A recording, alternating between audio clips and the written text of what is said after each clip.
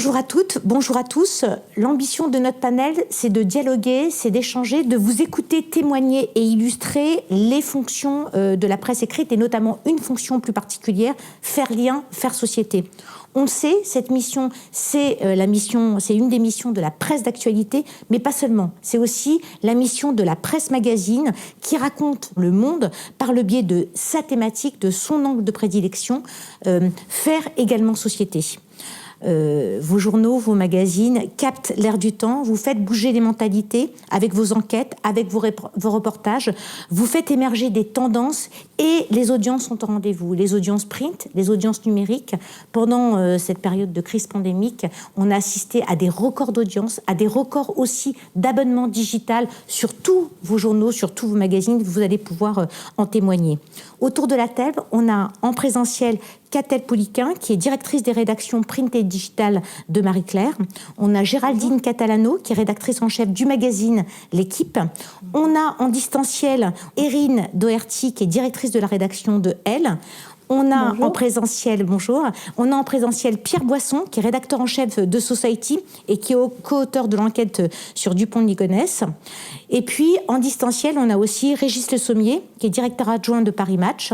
Et enfin, François-Xavier Lefranc, qui est rédacteur en chef de Ouest France. Catel, on va commencer par vous, si vous le voulez bien. La presse féminine, vous me l'avez dit, de façon assez injuste, a été très longtemps brocardée, dévalorisée, au regard d'une presse d'actualité assimilée à des contenus peut-être plus sérieux et en l'occurrence plus masculins. Est-ce que finalement, aujourd'hui, on n'assiste pas à une forme de réhabilitation de l'importance, de la nécessité de ce regard différent et pas seulement féminin sur le monde? Est-ce que vous pouvez nous illustrer ce point via des exemples de reportages de Marie-Claire? Et peut-être avant que vous réagissiez, on va lancer un extrait de vidéo. C'est un nouveau format vidéo dont vous nous parlerez de Marie-Claire.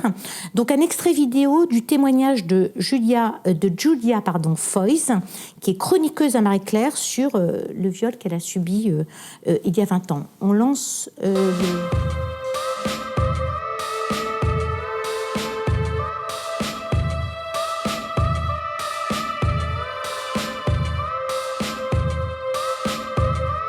Je suis une sur deux. Une femme sur deux a fait l'expérience dans sa chair d'avoir dit non et que ce non ne soit pas entendu, pas écouté, qu'il soit même piétiné. Ton cerveau gère. Vous abandonnez votre corps à ce qu'il doit subir de plus atroce. Votre conscience se tire pour pouvoir survivre à l'insupportable, parce que tant que vous êtes conscient de ce qui vous arrive, vous hurlez. Sauf que à un moment donné, vous avez la conscience que si vous continuez à hurler, votre panique va développer la sienne et qu'à ce moment-là, vous risquez en plus du reste de mourir. Donc, votre conscience se casse parce que sinon, elle ne supporterait pas. Et vous avez une espèce de super cerveau, super héros, qui gère et à qui vous avez fixé un objectif, c'est « tu me sors de là en vie ». Donc, tout ce qu'il faut faire pour survivre à ça, vous le faites. Mais c'est plus vraiment vous. Attends, je veux que tu aies bien le temps de te rendre compte de ce qui est en train de t'arriver. Cette phrase-là, ce qu'elle dit, c'est elle montre à quel point leur jouissance vient de notre souffrance. C'est-à-dire qu'ils ont besoin de nous voir à terre, de nous voir humiliés, de nous voir écrasés de douleur et de peur. C'est ça qui les fait jouir. Catel, c'est très dur de réagir, mais je vous laisse. Oui, en fait, ce témoignage de Julia Foyce, qui est absolument bouleversant, qu'on a diffusé sur le site internet de Marie-Claire il y a quelques semaines, il y a quelques mois même, venait en écho du livre de Julia Foyce, Je suis une sur deux, où elle relatait son viol et le silence, malheureusement, qui frappe de nombreuses victimes suite à des agressions sexuelles. J'ai choisi de diffuser cette vidéo parce que c'est un nouveau format société que nous avons lancé en vidéo sur le site de Marie-Claire et sur nos réseaux sociaux, qui vient en écho de tout le travail, en effet, que nous menons sur l'ensemble de nos éditions, print, digital, réseaux sociaux, encore une fois, et qui concerne le fait d'écouter les femmes, de leur donner la parole et de les croire aussi. Et par ailleurs, Julia Foyce est une chroniqueuse, c'est une journaliste qui intervient aussi à la radio sur France Inter. C'est donc une auteure, et elle est aussi chroniqueuse à Marie-Claire, et on l'a choisie pour faire un pont en fait entre différents types de féminisme. Elle écrit une chronique mensuelle où elle met en relation, elle se met en dialogue en fait avec sa propre mère, féministe historique des années 70, et elle-même, Julia, incarnant un féminisme plus contemporain, plus inclusif, en relation bien sûr avec l'éducation qu'elle a reçue, mais aussi avec certaines divergences parfois. Et c'est aussi une manière de montrer pour Marie-Claire qu'on fait le pont justement entre différentes générations de lectrices, à la fois sur le print justement, mais aussi sur le digital. Pour rebondir sur ce que vous disiez, Corinne, tout à l'heure, en effet, la presse féminine a parfois été méprisée, elle a parfois été caricaturée. Parfois, on a pu aussi être caricatural de façon collective, mais je pense que ce temps est révolu. Je pense qu'on a toutes fait notre examen de conscience quand il était nécessaire, et je pense qu'on a à cœur de montrer, mois après mois, à Marie-Claire, que nous sommes un véritable magazine, un véritable journal fait par de vrais journalistes qui avons les moyens aussi d'exercer notre métier. Vous parliez du grand reportage, c'est une des forces de Marie-Claire, historique, depuis ses débuts. Enfin, Marie-Claire a été lancée en 1937, et dès cette époque, dès l'ambition initiale, il y avait le fait de regarder le monde tel qu'il va ou tel qu'il ne va pas, et d'écouter les femmes, surtout quand leur émancipation n'est pas encore acquise. On a la chance d'avoir les moyens encore, tous les mois, de pouvoir envoyer des reporters à l'étranger, de pouvoir envoyer des photographes pour accompagner nos reporters. Et on ne s'en prive pas, on s'en sert parce que l'urgence est là partout, tout le temps. Donc on est allé en Pologne récemment, mener un reportage auprès des jeunes générations LGBT pour montrer justement les combats qui restent à mener sur les droits des femmes, pour l'avortement, mais au-delà sur les droits des minorités. En Argentine aussi, pour accompagner le combat des femmes qu'elles ont enfin gagné avec le droit à l'avortement, qui a été une grande lutte qu'on a accompagné aussi, mais aussi en Suède, dans le numéro qui vient de sortir dans Marie-Claire, où on est allé à la rencontre d'une rescapée chinoise, une femme qui a réussi à sortir des frontières de la Chine avec sa famille, au prix évidemment de sacrifices, au prix d'une violence psychique épouvantable, une femme qui a été esclave dans les camps auprès des Ouïghours. Elle n'est pas elle-même de cette minorité, mais c'est une autre minorité à laquelle elle appartient, et notre journaliste a pu aller l'entendre, l'écouter de longues heures durant et récolter un témoignage absolument bouleversant. Ça, c'est une des facettes de notre travail. Bien sûr, à côté de cela, il y a aussi ce qui se passe en France sous nos yeux. Et on parlait bien sûr des viols et des violences que subissent encore trop souvent les femmes. Je voudrais aussi parler des violences faites aux enfants et de l'inceste notamment. C'est bien sûr une préoccupation quotidienne en ce moment, mais je tiens à dire que Marie-Claire, dès mars 2017, avait lancé un immense dossier à la fois sur le print, mais aussi sur le digital, avec un hashtag qui était jamais trop tard et qui incitait, alors c'est bien facile de dire d'inciter les victimes à prendre la parole, mais enfin, en tout cas, qui prenait parti d'emblée pour la parole des victimes en disant on vous croit, et en disant on a envie de vous écouter et de vous ouvrir nos pages. Donc dans Marie-Claire, encore une fois dans l'édition papier, mais aussi sur nos relais digitaux, nous avions récolté le témoignage de nombreuses femmes, mais aussi d'hommes qui avaient subi des incestes et qui tentaient de se reconstruire en commençant justement par prendre la parole. C'est un rôle de lanceur d'alerte qu'on assume sur ce sujet, mais sur de nombreux autres sujets. Sur les sujets d'écologie, on a aussi une responsabilité très importante tous. Je vois, on n'est évidemment pas les seuls à embrasser cette problématique, mais c'est un sujet sur lequel aussi nos lectrices et nos lecteurs nous attendent, avec une écriture qui doit être particulière, c'est-à-dire que l'idée, c'est pas de faire la morale ni d'effrayer nos lectrices et nos lecteurs, c'est plutôt d'accompagner notre lectorat dans cette grande transition nécessaire. Et là aussi, on le fait avec des formats qui peuvent être un peu décalés, assez pop, je dirais, pour le digital, et qui nous permettent justement de faire passer des messages sans être dans une posture trop écrasante ou trop moralisatrice. Merci, Catel. Justement, Géraldine Catalano, l'équipe aussi a été très fortement contributeur, a contribué à lever des tabous sur les femmes dans un monde du sport qu'on peut quand même qualifier de très genré. Le lectorat de l'équipe est majoritairement aujourd'hui, en tout cas, masculin. Et pourtant, enfin je ne sais pas s'il faut dire et pourtant, à plébisciter des sujets très audacieux comme celui des règles, des seins, de l'homophobie, d'ailleurs des couvertures qu'on peut dire sublimes, qu'on peut qualifier de sublimes, le racisme ou les violences sexuelles dans le patinage artistique. Est-ce que, Géraldine, vous pouvez nous raconter comment l'équipe raconte le monde par le biais du sport, mais sans perdre ses lecteurs, au contraire, avec un impact en termes de diffusion qui est non neutre, et souvent d'ailleurs avec un public plus large, et souvent des retombées dans les médias plus généralistes, voire des médias internationaux. Je rebondis aussi sur ce que disait Catel, parce que Catel, tu as parlé de ponts, de passerelles, de digues qui ont sauté. En fait, je pense que, en effet, il y a beaucoup de digues qui ont sauté, et je pense que l'idée d'aller vers les autres, en fait, de décloisonner en fait nos magazines est une très bonne chose. Et il se trouve que la société aussi, d'une certaine manière, s'est décloisonnée. Lorsque l'équipe Mag, donc parce qu'à l'époque c'est comme ça qu'il s'appelait, l'équipe Magazine a été lancée, c'était il y a 40 ans tout juste. Le principe c'était de raconter les coulisses de l'actualité sportive. Or, il s'est passé quand même beaucoup de choses en 40 ans, le sport s'est infiltré partout et c'est devenu, plus encore que ça ne l'était déjà à l'époque, un outil formidable pour raconter le monde. Et on peut avoir une bonne culture générale et une bonne culture sportive. En fait, les deux ne sont pas du tout incompatibles, et ça, on s'en est rendu compte très très vite. Moi, je m'en suis rendu compte en arrivant à la direction du journal en 2016. Et cet outil formidable qui en plus touche le cœur de nos lecteurs, parce qu'il se trouve que le journal a une identité très forte auprès des lecteurs. Le sport, c'est un appel à l'enfance. Enfin, c'est vraiment, encore une fois, un vecteur très direct vers le cœur des gens. Cet outil-là, il est formidable pour raconter tout ce qui se passe dans la société.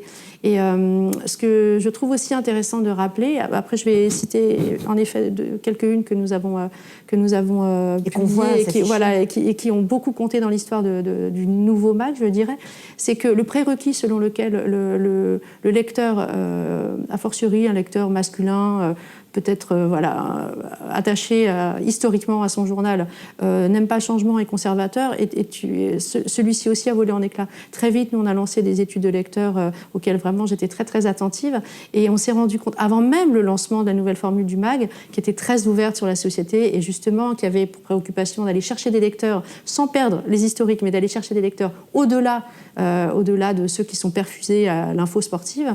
Eh bien, le constat, c'était que nos lecteurs les plus anciens plébiscitaient cet appel d'air, et à chaque fois que nous sommes allés loin, et parfois nous sommes allés très loin, je pense à cette une par exemple que nous avons consacrée en 2017, donc très peu de temps après le lancement de la nouvelle formule du MAG, aux règles des championnes, qui est quand même un sujet assez sensible, un peu cru, mais traité de façon très sérieuse, passionnante et visuellement très élégante, parce que le visuel compte énormément. Catel, tu parlais beaucoup des reportages. Voilà, nous, on met les moyens aussi, à la fois sur les unes, mais aussi sur les reportages et sur la mise en scène des enquêtes que nous menons, de manière à les rendre les plus fortes possibles, les plus impactantes possibles. Ça fait partie de l'identité du journal. Je pense aussi évidemment à la une que nous avons consacrée à l'homophobie. Ces deux-là, elles ont été incroyablement saluées, à la fois à l'extérieur. En effet, on a poussé des frontières, on est allé chercher des lecteurs que nous n'avions absolument pas auparavant, via par exemple les kiosques numériques, je pense aux kiosques SFR, Caféine, enfin ce type de canal-là a été très actif, je dirais, pour ces numéros, qui ont aussi très bien marché en kiosque. Et les retours des lecteurs que nous avons eus, je ne parle même pas des reprises, parce que dans le cas par exemple de la une sur l'homophobie dans le sport, les reprises ont été mondiales. Enfin, ça a été un raz-de-marée incroyable qui nous a beaucoup questionné sur la manière justement de mettre davantage en avant, d'accorder beaucoup d'importance à la manière dont on habillait aussi ces unes-là, parce que c'est très important d'aller chercher les lecteurs, et c'est un bon moyen de le faire que par justement l'accompagnement au-delà du travail éditorial. Cette une par exemple que nous avons consacrée, qui est beaucoup plus récente, elle date de cette année, c'est l'une des championnes, et c'est un des points très importants, je trouve, l'une des championnes qui a accepté de se dévoiler pour raconter la question en fait des seins chez les championnes, qui est beaucoup moins anecdotique qu'on pourrait l'imaginer, un traitement photographique magnifique, mais un sujet très nouveau. L'idée, c'est d'arriver évidemment avant les autres, parce que l'impact est quand même beaucoup plus fort, avec des témoignages qui sont très forts et qui sont nombreux. Et ce qui est très intéressant aussi, c'est que non seulement le lectorat n'est pas conservateur, non seulement la presse généraliste et les lecteurs qui sont bien loin de notre univers sont intéressés par ces sujets-là, parce que ça parle d'eux aussi. Mais les sportifs eux-mêmes ont beaucoup changé. Donc nous, on est obligés de prendre ce pouls-là. On ne peut pas se contenter de raconter vaguement, de pousser un tout petit peu la porte du vestiaire et puis après d'y revenir parce que notre routine voudrait que l'actualité sportive se suffise elle-même. Pas du tout, en fait. Les champions, les athlètes, les sportifs amateurs eux-mêmes plébiscitent ce genre de sujet. Ils ont besoin d'en parler. Les unes sur le racisme, par exemple, on en a consacré 2 cette dernière année. Elles ont à chaque fois très très fortement marché. Elles ont été génératrices de très nombreux abonnements numériques. Ça prouve, la une sur les 100, mais ça a été un carton en abonnement numérique au-delà de nos attentes. Et donc, y compris chez le lectorat masculin, ce qui prouve que quand on touche juste, voilà, ça marche vraiment. Je pense aussi au sujet plus axé sur le sport féminin et la place, les pionnières du sport féminin, pour lequel nous avons sollicité Pénélope Bagieux, en fait, en tant qu'illustratrice de l'ensemble des sujets qui avaient été traités dans le cadre de ce dossier, et qui a très bien marché, y compris auprès des lecteurs assez jeunes, et y compris auprès des lecteurs masculins. Donc ça prouve bien que les digues, elles n'existent plus, et c'est une grande chance pour nous, ça rend notre travail, je trouve, encore plus intéressant. Et après, j'en aurais fini, mais c'est vrai aussi que le type de format qu'on utilise est important. L'idée, ce n'est pas d'aller uniquement chercher les lecteurs qui ne nous sont pas acquis, c'est aussi d'aller chercher les jeunes. C'est important. Et par le biais de formats nouveaux, je pense au format Explore, par exemple, qui relève quasiment du web documentaire et qui est très présent. L'idée aussi, c'est d'utiliser, chez nous, nous, on représente une marque assez globale, c'est d'utiliser toutes les forces que l'on a de manière à se servir les uns les autres sans se marcher sur les pieds, en fait. Utiliser plusieurs formats, utiliser tous les médias, faire correspondre aussi les reporters d'une rédaction à l'autre de manière à créer des forces. Et ça, Pierre pourra en parler. Mais voilà, quand on crée des pools de reporters, tous médias confondus, on multiplie nos forces, en fait. Et les enquêtes sont beaucoup plus fortes, ce qui était le cas, par exemple, des enquêtes que nous avons publiées sur les agressions sexuelles dans le patinage artistique. Merci Géraldine. Pierre Boisson, vous évoquez souvent l'ambition de Society de combiner exigence journalistique et aussi faire vendre des journaux, vous l'avez dit Géraldine tout à l'heure, c'est-à-dire soutenir plus globalement l'écosystème de la presse, aussi bien côté lecteur que côté kiosquier. Comment faire quelle est la recette en fait de Society et de votre groupe? Parce qu'il n'y a pas que Society qui a témoigné de cette capacité à le faire. Comment faire pour sortir du lot? Comment recréer un événement quand on publie un journal ou un magazine? Comment faire en sorte que des sujets graves comme l'immigration, comme l'écologie, marchent en termes de diffusion? Alors je ne sais pas si on a une recette miracle, sinon ce serait un peu facile, mais je pense que la base pour nous, c'est toujours de penser au lecteur. Et surtout, comment on va l'intéresser, comment on va capter son attention, comment on va l'amener à lire sur des sujets, comme vous disiez, par exemple sur l'écologie, où d'une certaine façon, on lit beaucoup de choses et ça se dilue un petit peu dans le volume d'informations qui est produite. Nous, on a 2 formes de réponse, je pense. La première, c'est d'essayer d'innover sur la forme. On essaye, donc on fait toujours des grands reportages, on donne beaucoup d'importance à la complexité, donc ça va être des articles de 8 à 10 pages. Mais par exemple, l'été dernier, je me rappelle, au moment de l'affaire de Steve à Nantes, le jeune qui était disparu dans la Loire, il y a eu beaucoup d'articles sur le sujet, et on se demandait ce que nous, on pouvait apporter en plus. Et la manière dont qu'on a trouvé pour le faire, ça a été de se rendre sur place et d'interviewer une 50aine de personnes, presque une 100aine de personnes qui ont participé à cette soirée, et d'en faire un récit en 16 pages, quasiment minute par minute, de tout ce qui s'était passé. Sans parti pris, sans autre, information que les faits tels quels racontés par tout le monde. Et ça a très bien marché. Les lecteurs ont été passionnés par le récit de la soirée, et je pense que ça avait une importance sociétale de la raconter du point de vue des gens qui étaient présents, et y compris des policiers. L'article qu'on a fait sur Dupont de Ligonnès part à peu près de la même idée, c'est-à-dire d'avoir une innovation sur la forme. Beaucoup de choses avaient été écrites sur Ligonnès, et nous on se demandait qu'est-ce qu'on peut apporter en plus. Et on a donc on a investi du temps, on a investi de l'argent, parce qu'on on était 4 journalistes à travailler dessus pendant plusieurs années. Pas à temps plein, bien sûr, mais quand même. De manière informelle. On appelait des gens, on récoltait des informations. Et puis après, pendant les 6 derniers mois, on était vraiment concentrés à 100% sur la finalisation et la rédaction de l'enquête. Et in fine, on publie quand même 2 articles de 40 pages, donc un volume de 80 pages. Aujourd'hui, on l'a sorti en livre, ça fait 190 pages. Et ça, c'est une innovation sur la forme. Et on pense que les lecteurs peuvent être accrochés parce qu'on leur raconte une histoire par laquelle ils vont être captivés. Et on parie, c'est un énorme risque. Au début, nous, quand on publie 2 fois 40 pages, on se demande si effectivement les gens vont le lire, en fait. On dit que les gens ne lisent plus, donc le récit, en fait. C'est très rare. Et en fait, ça marche. Ça marche, les gens s'arrachent le magazine. Nous, pendant l'été, on était débordés, on a dû réimprimer le magazine à 5 reprises. Donc, ça veut dire que ça fonctionne.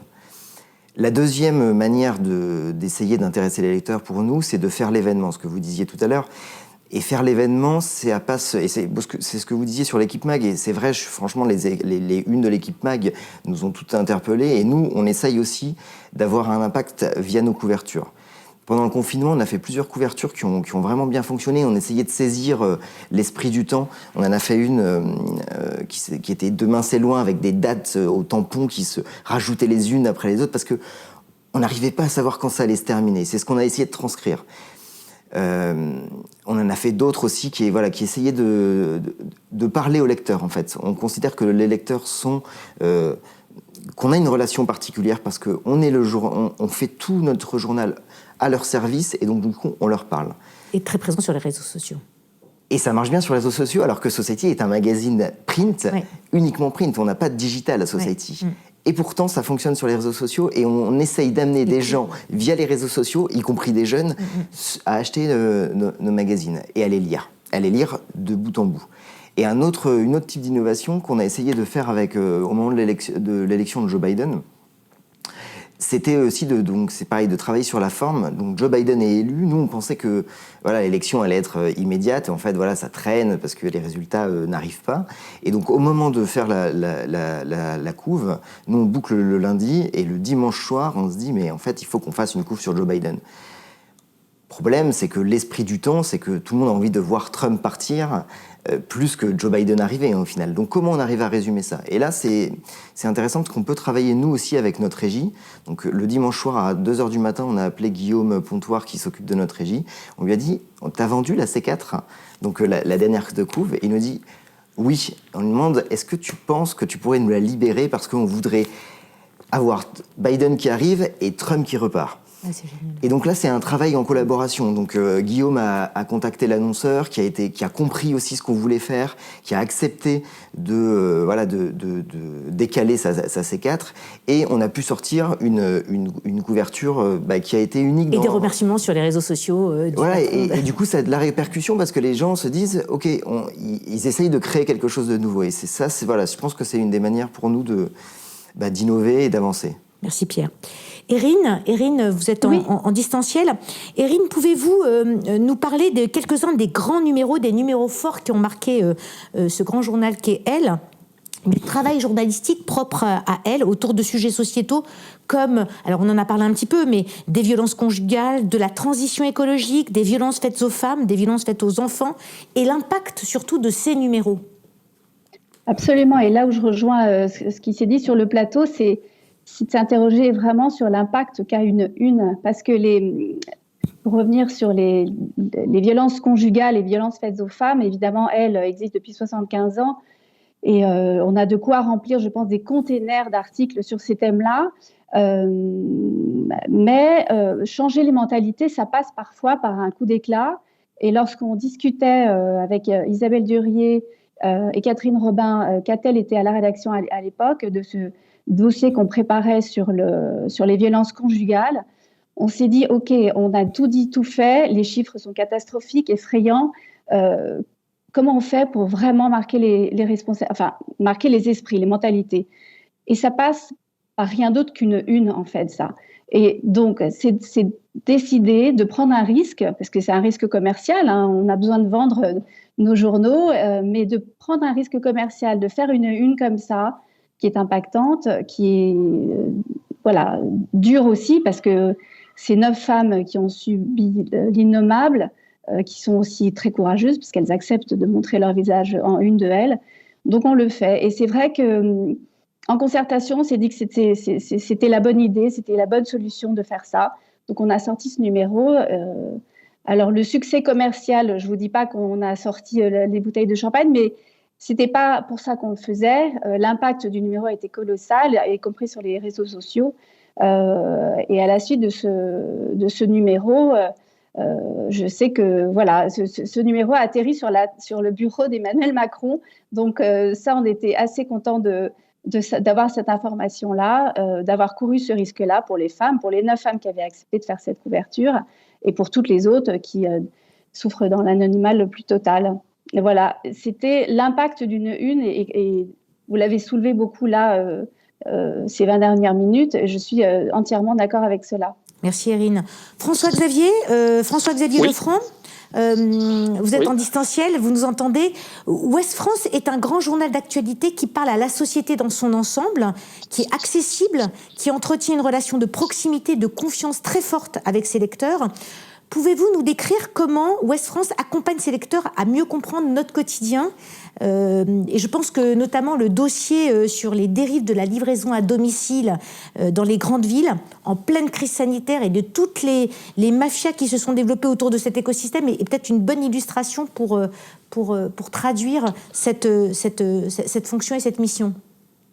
Oui, effectivement, c'est un dossier qu'on a sorti donc il y a quelques jours. Alors la rédaction d'Ouest France, c'est une rédaction de près de 600 journalistes professionnels qui sont répartis sur le territoire de la zone historique de Ouest France, dans l'Ouest, mais qui sont également à Paris, qui sont également à l'étranger. On a une 60aine de correspondants à l'étranger.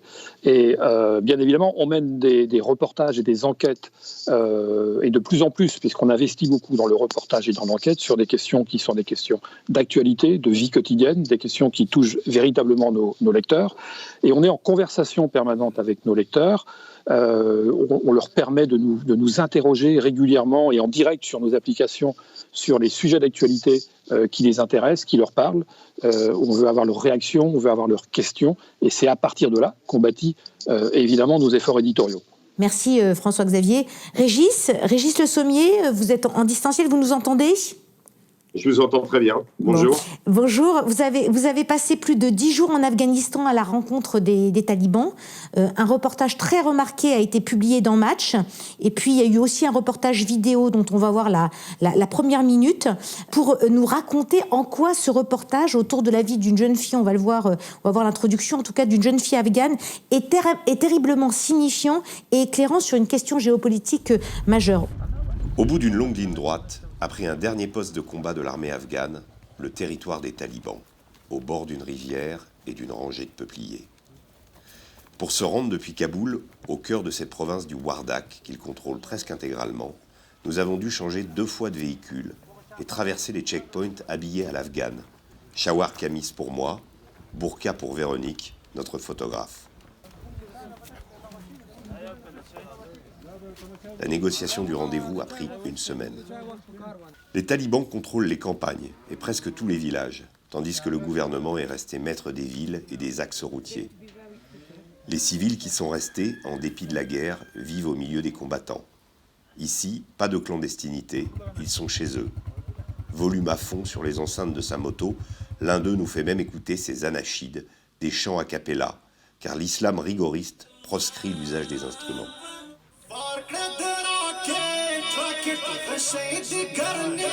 Vous pouvez réagir et nous raconter un petit peu les dessous de ce reportage et en quoi, effectivement, c'est très éclairant sur cette question géopolitique importante. Alors oui, l'Afghanistan est actuellement, après 12 ans d'occupation américaine, enfin en tout cas 12 ans depuis l'intervention et la chute des talibans en 2001, le pays actuellement est dans une situation où il y a un processus de paix qui a été mis en place. C'est très compliqué, il y a encore beaucoup de combats. Les talibans ont presque gagné la partie, puisqu'ils sont aux portes de Kaboul. Ceux que vous voyez sur cette vidéo ne sont qu'à 1h30 de la capitale, et le gouvernement paraît encerclé justement dans cette capitale. Il contrôle d'autres parties du pays, mais pas plus de 20%. Nous avons voulu, pourquoi nous sommes rendus en Afghanistan, pas simplement pour rencontrer les talibans, parce qu'il y a une histoire qui nous a paru absolument incroyable. C'est celle de cette jeune fille qui s'appelle Kamar Gul. Alors Kamar Gul, elle vient de la province de Khor. C'est une province qui est au centre, très reculée, au centre de l'Afghanistan. Elle Elle dormait dans sa maison avec son petit frère, ses parents étaient dans la pièce d'à côté. Il y a eu du bruit au milieu de la nuit, des hommes ont tapé à la porte, son père est sorti et ces deux hommes qui étaient des talibans ont assassiné son père devant ses yeux. Ils ont également assassiné sa mère. Et qu'est-ce qu'elle a fait, elle ? Elle a pris la Kalachnikov qui était dans la chambre et elle a tué ces deux talibans. Donc c'est devenu instantanément une sorte d'héroïne pour le camp gouvernemental, puisque c'est une femme, elle a 14 ans, et elle s'est véritablement dressée contre les assassins de ses parents, et elle les a tués. Nous l'avons rencontrée côté gouvernemental. Elle dispose d'une protection de la part du gouvernement. Elle est elle vit cachée dans un hôtel, donc c'est une vie infernale qui commence pour elle. Mais elle nous a paru symptomatique justement de cet Afghanistan qui, pendant toutes ces années, a connu quelques progrès dans la condition de la femme et qui, si ces talibans que vous voyez à l'écran reviennent au pouvoir, va évidemment repartir en arrière. Ce qui est assez étonnant, justement, c'est ça. C'est cette espèce de désir de voir son pays évoluer et de voir peut-être les femmes s'affirmer et prendre une place qui leur revient dans la société afghane. Et malheureusement, la situation aujourd'hui fait que la présence des talibans et la pression qu'ils exercent, notamment sur les campagnes, où ils contrôlent environ 70% du pays, eh bien, risque de tout faire perdre, notamment pour des ethnies comme les Hazaras, par exemple, qui eux, par exemple, n'hésitent pas à faire, ont accordé le droit de vote à leurs femmes, ce qui n'est pas du tout le cas ailleurs. Donc voilà, l'Afghanistan est à un carrefour et l'histoire de cette jeune fille, tragique, nous a paru symptomatique de tous ces maux qui traversent la société afghane. Voilà. La petite histoire pour mieux comprendre la grande histoire. Pour conclure ce panel, un dernier tour de piste autour d'un chiffre sur lequel j'aimerais bien que vous réagissiez les uns après les autres de manière assez synthétique. C'est une étude qui a été faite par 20 minutes avec Opinionway sur le rapport des jeunes à la presse et à l'info. Le chiffre, c'est le suivant. Pour 87% des jeunes, la presse d'info reste essentielle au bon fonctionnement de la démocratie. Peut-être, est-ce que vous pouvez réagir ? Catel, peut-être, vous pouvez commencer. Et je pense que ça rebondit avec le statut IPG. Oui, absolument. Qui est d'actualité. Dans la lignée de ce que je disais tout à l'heure, on a appris hier soir que le magazine Marie-Claire était gratifié de cette qualification IPG, qui signifie information politique et générale. Ça salue évidemment le travail de toutes les équipes depuis des années pour éclairer le jugement du citoyen ou des citoyens, des citoyennes plutôt, comme c'est le cas pour Marie-Claire. Donc c'est une grande fierté, c'est aussi une juste reconnaissance du travail qui est fait, et notamment, j'en parlais tout à l'heure, sur les enquêtes, mais aussi les grands reportages. Pour rebondir sur le sondage, je trouve que c'est un chiffre extrêmement encourageant, et par ailleurs, ça croise aussi des signaux encourageants qu'on observe chez nous à Marie-Claire, à la fois sur le print, où on fait on a vraiment en tête d'essayer de rajeunir notre lectorat sans trahir le lectorat traditionnel, mais aussi sur notre site et nos réseaux sociaux.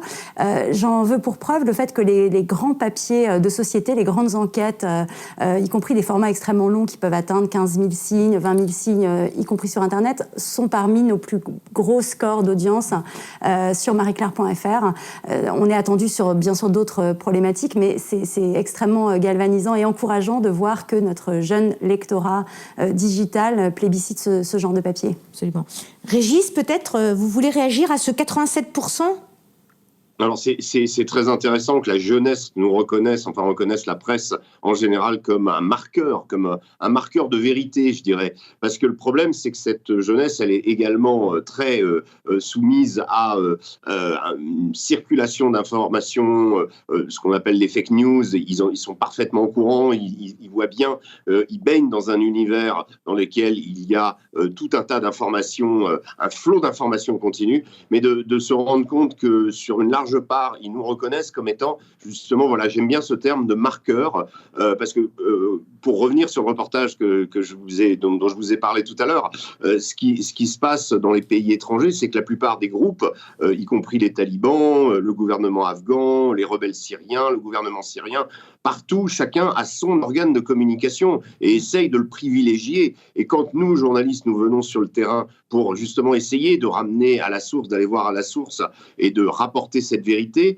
eh bien, je crois que nous avons un rôle essentiel par rapport justement à ces groupes qui vont tenter justement d'orienter Voilà, d'orienter un fait en fonction de leurs intérêts, et que là, nous, on est véritablement crucial. Notre rôle, aujourd'hui, on vend moins de journaux qu'on en a vendu à certaines époques, mais ces journaux et cette information qu'on y publie, comme disait Catel, les grands reportages, l'éclairage qu'on peut apporter, nous, parce qu'on est neutre, on n'a pas d'intérêt quand on va dans ces pays-là, on n'appartient pas à un camp ou à un autre, on raconte ce qu'on a vu, on raconte ce qu'on a entendu, et c'est très important que les jeunes sachent que chez nous, il y aura en tout cas une information vérifiée et une information digne de foi par rapport au flot d'informations qu'on peut trouver sur les réseaux sociaux ou ailleurs.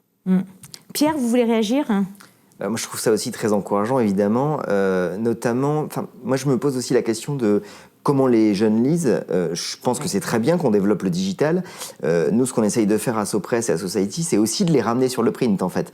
Donc, de leur parler via les réseaux sociaux, etc.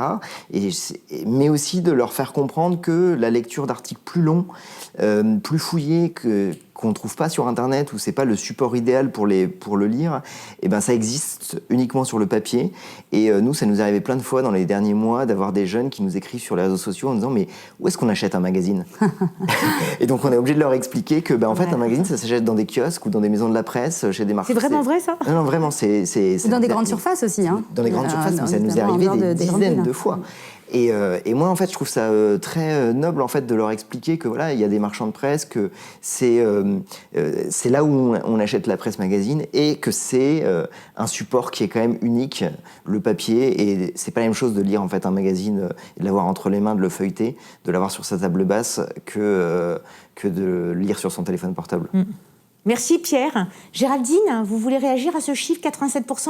Oui, je partage l'avis évidemment de vous tous. C'est un chiffre très encourageant, mais c'est aussi un chiffre qui doit nous interroger sur la manière dont on travaille pour entendre ce lectorat, en fait, ce jeune lectorat, faire en sorte de traiter les sujets qui les intéressent aussi, faire en sorte aussi de déployer des modes de traitement qui soient un peu nouveaux. Je parlais évidemment des formats numériques qui sont peut-être plus en phase avec leur mode de lecture, mais aller les chercher aussi sur des sujets qui les intéressent. On a consacré par exemple une au e-sport, qui au départ paraît peut-être un peu aride ou un peu trop pointu pour notre lectorat de base, et qui ne l'est pas tant que ça, parce qu'il y a des histoires formidables à raconter aussi dans cet univers-là.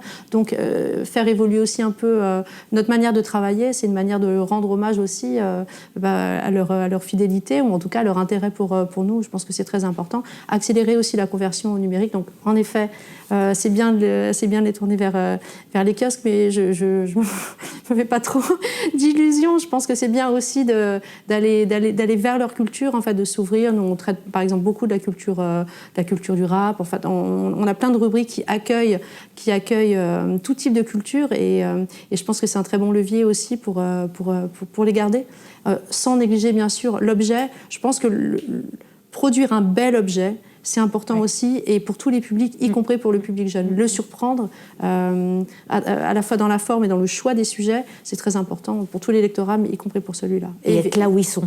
Pardon ? Et être là où ils sont. Être là où ils sont, y compris sur les réseaux sociaux. Je reprends par exemple l'exemple de la une sur l'homophobie. Elle a été vue 3,5 millions de fois sur les réseaux sociaux. Et ça, c'est évidemment un signal énorme que nous envoyons à la jeunesse. Et il y a je trouve un autre enseignement à tirer de ce chiffre-là, c'est qu'il faut aussi s'imprégner de leur manière de penser. C'est une génération qui n'hésite pas à s'engager. Et je pense que nous, on doit être à l'écoute de ça. Nous, on a pas tout le temps, bien sûr, mais on n'hésite pas à prendre parti sur certains sujets qui nous tiennent à cœur et qui tiennent aussi à cœur à la jeunesse. Et je pense que c'est aussi une manière d'être en phase avec le monde d'aujourd'hui, et donc celui de demain. Oui, si je peux rebondir, Corinne, on l'observe aussi nettement. On voit qu'effectivement sur nos sites et nos réseaux sociaux, on a un lectorat qui est très sensible aux problématiques les plus engagées, et qui nous attend sur ces questions-là, et qui interagit très fortement avec nous. On les écoute en effet beaucoup, et on sent que c'est un lectorat jeune, féminin, plus militant aussi sans doute que le lectorat traditionnel du papier. Et notamment, je pense à notre communauté Instagram, qui est une communauté souvent qui salue vraiment nos posts les plus engagés, voire même les plus militants sur les questions d'inclusivité, de handicap, de racisme. Donc en effet, c'est aussi un aiguillon pour nous qui doit nous faire, qui nous questionne sur l'ensemble de nos moyens d'expression. Et c'est vraiment extrêmement utile et précieux d'avoir cette communauté qui interagit fortement avec nous et avec nos contenus.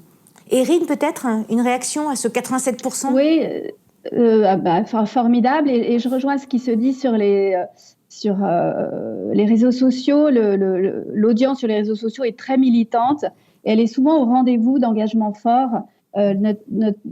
Pour exemple, la couverture qu'on a faite la semaine dernière sur la préservation des océans, les réactions sur les réseaux étaient très réconfortantes.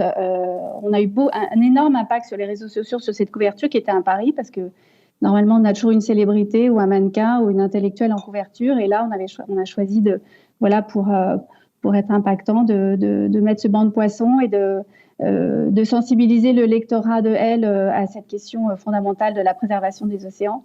Et la résonance sur les réseaux a été assez incroyable. Donc, ça nous a conforté de continuer dans cette voie sur l'engagement écolo. C'est clairement quelque chose sur lequel on doit être au rendez-vous pour, en tout cas, la jeune génération qui nous attend là-dessus. Merci. François-Xavier, à vous de clôturer un petit peu ce panel. Est-ce que vous inspire ce 87%? Alors, c'est une très bonne nouvelle, mais on ne le découvre pas. Les jeunes représentent un électorat extrêmement exigeant, qui est vraiment en attente d'informations. Et quand on avait tendance à penser que les jeunes ne lisaient plus la presse, ce qui est faux, mais si il leur arrive de se détacher de la presse, c'est pour une seule raison, c'est à cause du prix. Parce que acheter un journal, ça coûte cher. Donc, les nouveaux supports numériques que l'on développe et que l'on invente en permanence permettent de toucher un lectorat jeune extrêmement important, d'être en conversation permanente avec lui. Et quand on le fait, on se rend compte que c'est parmi les tranches d'âge les plus exigeantes. Les jeunes aujourd'hui se posent plein de questions, ont envie, font beaucoup de choses, innovent, inventent des choses, ont envie de se faire entendre et nous attendent, nous les journalistes. Donc il faut vraiment prendre ça comme d'abord une très bonne nouvelle. Et puis surtout, je trouve que c'est un champ d'opportunités fabuleux parce que c'est un lectorat formidable, qui est très réactif, qui est très inventif, qui nous pousse dans nos retranchements. Et je trouve que ça fait un bien fou. Donc nous, on a lancé plein de choses en direction des lectorats jeunes et notamment sur nos supports numériques, une opération qu'on appelle Sur le vif et qui regroupe tous les contenus que l'on publie en direction des jeunes. Alors c'est lié au métier, aux carrières, aux études, au boulot, aux loisirs, à la culture, au mode de vie. Énormément de choses. Il y a beaucoup d'interactivité là-dedans. Et c'est évidemment passionnant. Voilà. Merci François-Xavier. Merci à toutes, merci à tous. Merci pour ces témoignages souvent bouleversants, en tout cas très édifiants. Et bonne journée à toutes et à tous. Pour attirer un autre public, il fallait aller sur, je dirais, des sujets qui étaient soit périphériques, plus connexes, et ces sujets-là sont des sujets qui sont davantage sociétaux. Voilà, c'est le sport santé, c'est le sport spectacle, c'est le sport éducatif, c'est le sport loisir. C'est tous ces éléments-là qu'on a poussés ces dernières années sur tous nos supports. L'équipe a aussi réorganisé, je dirais, tout le fonctionnement de sa rédaction, son rapport au temps. Aujourd'hui, l'équipe, je dirais, a une temporalité qui est assez variable et chaque support épouse cette temporalité. Le temps direct pour le site, le rebond pour la chaîne et, je dirais, la profondeur pour le journal. Donc aujourd'hui, l'équipe, ça n'est pas que des articles avec un titre, un sous-titre et du texte, c'est de la photo, de la vidéo, c'est de l'audio également, puisqu'on s'est lancé sur les podcasts dès 2016. Donc l'innovation pour nous a toujours été au cœur, je dirais, de la promesse éditoriale de l'équipe. On a créé une rubrique dite Extra Dimanche, qui est une rubrique culture, voilà, dans laquelle on va aborder aussi bien le traitement du cinéma, des séries, des jeux vidéo, qui sont un sujet extrêmement important pour nos lecteurs et très proche du sport. On a essayé aussi de développer, je dirais, une offre plus sociétale sur le magazine, avec notamment des sujets très forts, comme le sujet sur les règles chez les sportives, ou comment peuvent vivre aujourd'hui des sportifs homosexuels qui ont parfois des difficultés pour pouvoir l'assumer dans leur pratique.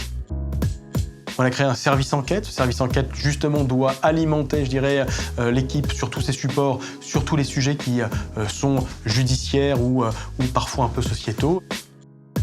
Nous avons fait le choix à l'équipe de former la rédaction, je dirais, à des nouveaux outils, la photo, la vidéo, le motion design, je dirais, tous les éléments que le code peut nous apporter également en termes de narration journalistique, ce sont les choses que la rédaction a acquises.